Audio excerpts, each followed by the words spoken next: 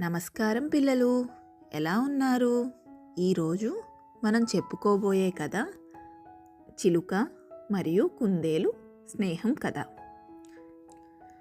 ఒకప్పుడు కాంచనవనం అనే ఒక పెద్ద అరణ్యం ఉండేది. అక్కడ చాలా రకాల జంతువులు, పక్షులు నివసించేవి. ఒక కుందేలు, ఒక చిలక కూడా నివసించేవి.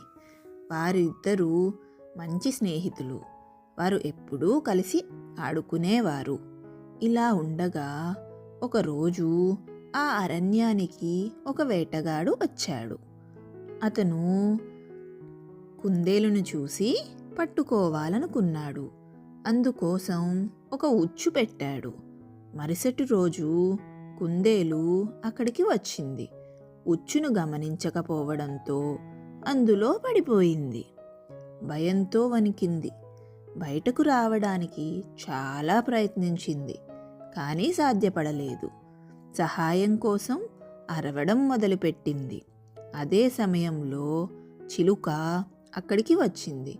పంజరంలో ఉన్న తన స్నేహితుడు దానికి కనిపించింది.